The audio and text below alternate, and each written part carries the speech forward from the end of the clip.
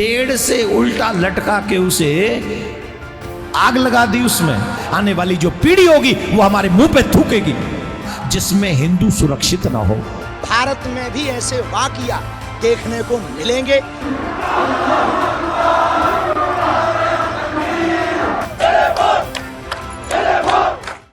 बांग्लादेश एक ऐसा पड़ोसी देश जिसके साथ भारत के सांस्कृतिक, ऐतिहासिक और मानवीय रिश्ते रहे हैं, लेकिन हाल के दिनों में वहां से जो तस्वीरें सामने आ रही हैं वे सिर्फ दिल दहला देने वाली नहीं हैं, बल्कि पूरे उपमहाद्वीप के लिए चेतावनी भी है।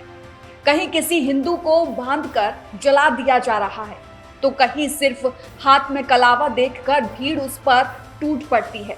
सवाल ये नहीं है कि एक व्यक्ति मारा गया, सवाल ये है कि क्या अब पहचान ही मौत की वजह बन चुकी है। नमस्कार, मेरा नाम है भारती बघेल और आप देख रहे हैं न्यूज वॉच इंडिया का खास कार्यक्रम आज का बड़ा सवाल। हाल ही में बांग्लादेश में एक कट्टरपंथी भारत विरोधी नेता की मौत के बाद हालात और बिगड़ गए। इसी उन्मादी माहौल में मयमनसिंह जिले में एक कपड़ा फैक्ट्री में काम करने वाले हिंदू युवक दीपू चंद्र दास को इस्लाम का कथित अपमान करने के आरोप में भीड़ ने पीट कर मार डाला।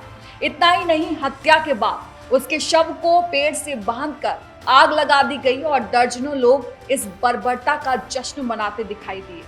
ये सिर्फ हत्या नहीं थी, यह संदेश था डर का, खामोशी का और अल्पसंख्यकों को उनकी औकात बताने का।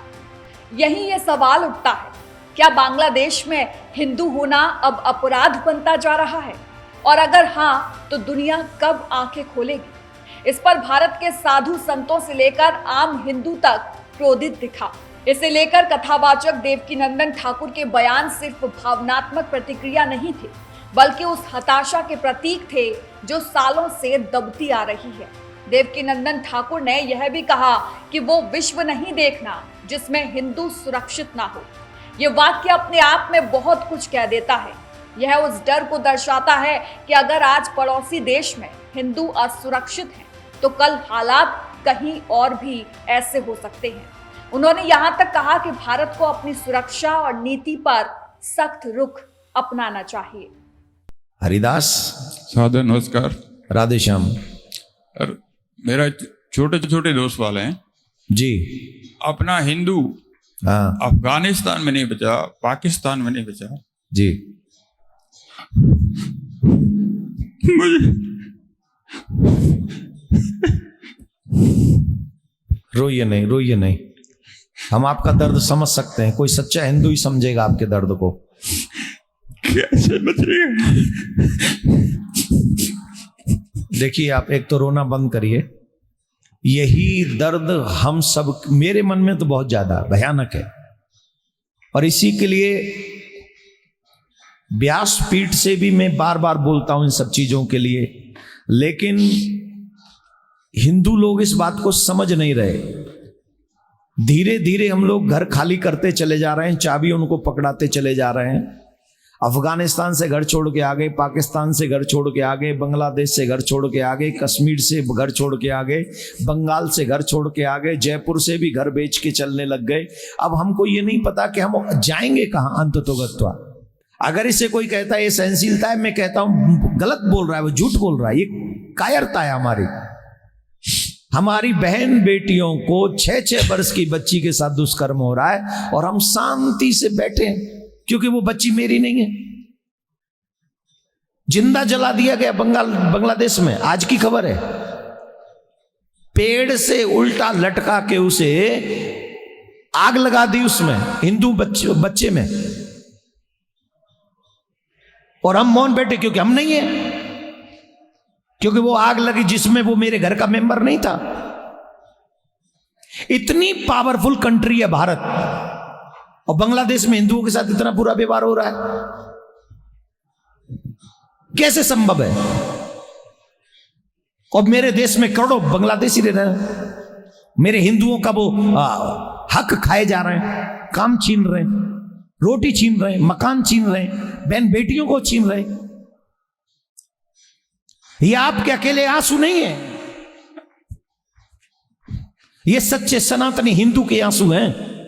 और ऐसे आंसू हर सनातनी के दिल में आने चाहिए और रौद्र रूप धारण करके ऐसे दुष्टों को मुंह तोड़ जवाब देना पड़ेगा। जब तक जवाब नहीं देंगे, महाराणा प्रताप नहीं बनेंगे, तब तक हिंदुओं के साथ ऐसे ही अत्याचार होता रहेगा। जो जितना सहता है उसे और सहना पड़ता है। अब आ गई है समय, वो बारी जहां में खड़े होके अपना मान सम्मान, देश, धर्म, बहन बेटियां, प्रकृति, इन सब की रक्षा करनी पड़ेगी। और इसके लिए चाहे टिट फॉर टैट ही क्यों ना करना पड़े, जो जिस भाषा में समझेगा उसको उसी भाषा में समझाना पड़ेगा। अगर हम नहीं समझा पाए तो हम समझने के लायक भी नहीं बचेंगे, क्योंकि वो टारगेट हम ही को कर रहे हैं। ये बात हम सबको समझनी चाहिए। मेरा पूरा भावना, संवेदना आपके इन आंसुओं के साथ है, लेकिन क्या 100 करोड़ हिंदू इन आंसुओं की कीमत समझेंगे? क्या समझना पड़ेगा। हमें कुछ दिन के लिए अपनी कुर्सी, पद, धन में, परिवार, इससे मोह छोड़कर सुभाष चंद्र बोस की तरह, चंद्रशेखर आजाद की तरह, गुरुदेव भगत सिंह की तरह, आदि आदि जो हमारे शहीद, महारानी लक्ष्मीबाई की तरह, मंगल पांडे की तरह कुछ तो नया करना पड़ेगा जिससे हमारा देश सुरक्षित हो। वो आजाद करा के गए हैं। इस आजाद देश में हिंदू अगर दुखी हो गया तो फिर इस आजादी का कोई मतलब नहीं है, कोई मतलब नहीं। मैं एक और बात बता देना चाहता हूं, मैं उस विश्व को देखना ही नहीं चाहता जिसमें हिंदू सुरक्षित ना हो। बांग्लादेश में, पाकिस्तान में, अफगानिस्तान में हिंदुओं के साथ बहुत बुरा व्यवहार हो रहा है। कुछ समय पहले भी बांग्लादेश में हिंदुओं की बहन बेटियों की अस्मिता लूटी गई और हिंदुओं को वहां से मार के भगाया गया। हिंदू जान बचाने के लिए बांग्लादेश से भागे। आज और अभी मैं न्यूज सुन रहा था आते आते, इतनी निर्ममता इन लोगों में भरी पड़ी हम लोगों के लिए। एक जिंदा शख्स को जलाकर मार डाला बांग्लादेश में, हिंदू को जला के मार डाला। अब बताइए हमको क्या करना चाहिए। यहां हम बहुसंख्यक हैं, वहां हम अल्पसंख्यक हैं। तो क्या जो बांग्लादेश में हिंदुओं के साथ हो रहा है, क्या वही व्यवहार बांग्लादेशियों के साथ यहां पर होना चाहिए? क्या हम इतने निर्मम हो सकते हैं? लेकिन वो इतने निर्मम हैं, वो ऐसे हत्यारे हैं। लेकिन मैं आपसे एक प्रार्थना करना चाहूंगा, भारत की सरकार से भी निवेदन करूंगा, ऐसे दुष्टों को मुंह तोड़ जवाब दे। और आप सब भारतीयों से निवेदन करूंगा, अब सिर्फ सरकार के बस, आप सरकार के ही ऊपर निर्भर मत रहिए, कुछ ड्यूटी हमारी भी है। चुन चुन के प्रत्येक सनातनी को यह देखना चाहिए कि बांग्लादेशी हमारे आसपास तो नहीं है, और अगर आसपास है तो उसकी इंफॉर्मेशन पुलिस को देनी चाहिए, और अपने अगर कोई काम कर रहा है तो उसे निकाल बाहर कर देना चाहिए।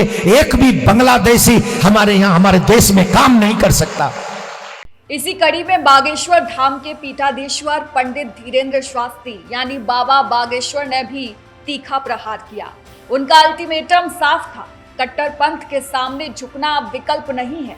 उन्होंने जातिवाद पर भी प्रहार करते हुए कहा कि जब जब हिंदू आपस में बटा है तब तब उस पर हमला हुआ है। उनका संदेश सीधा था, पहले एकजुटता फिर सुरक्षा।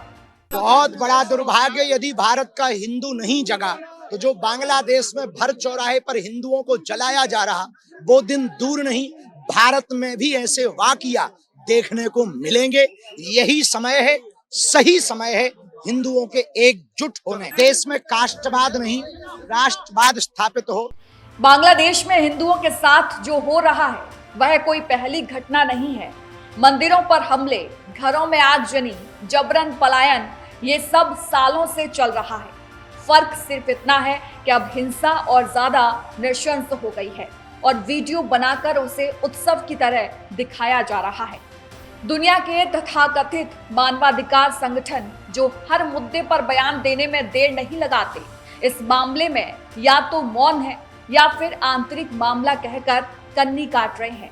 सवाल यह है कि क्या मानवाधिकार धर्म देखकर तय होते हैं? क्या किसी हिंदू की हत्या किसी और की हत्या से कम गंभीर है? ये सोचना कि यह सिर्फ बांग्लादेश की आंतरिक समस्या है सबसे बड़ी भूल होगी। जब किसी देश में अल्पसंख्यकों को चुन चुन कर निशाना बनाया जाता है तो उसका असर सीमाओं से परे जाता है।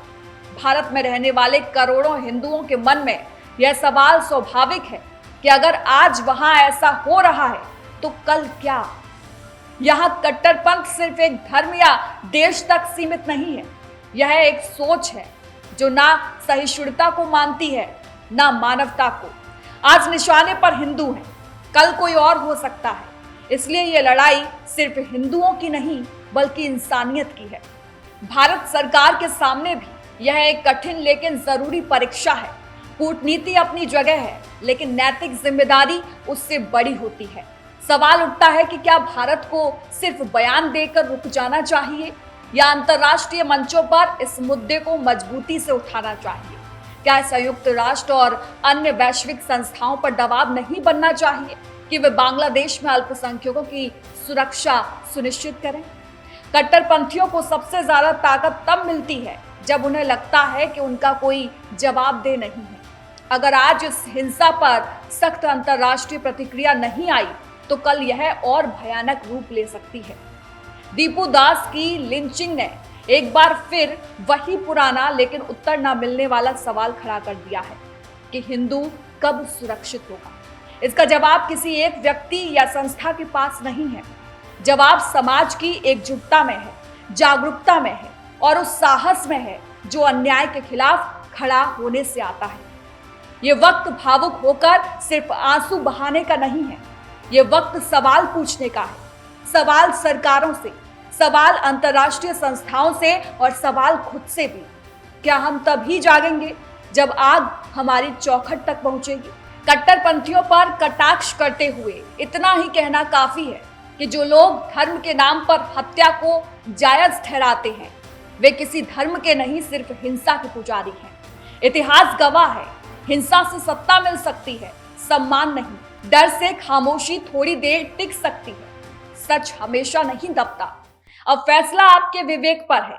अगर आपके पास इस सवाल का जवाब है कि हिंदू कब सुरक्षित होगा तो कमेंट बॉक्स में जरूर लिखिए। वहीं आपको ये वीडियो कैसी लगी वो भी कमेंट बॉक्स में जरूर बताएं और वीडियो को शेयर जरूर करें ताकि आपका अपार स्नेह न्यूज वॉच इंडिया की टीम पर यूं ही बना रहे। ये आपका ही प्यार है कि हम 1 मिलियन सब्सक्राइबर्स को क्रॉस करके 18 करोड़ व्यूज पार कर चुके हैं। आशा है आपका ये प्यार यूं ही बना रहेगा और देश दुनिया से जुड़ी बड़ी खबरें हम पूरे फैक्ट्स के साथ सबसे पहले आपके पास तक लाते रहेंगे। नमस्कार।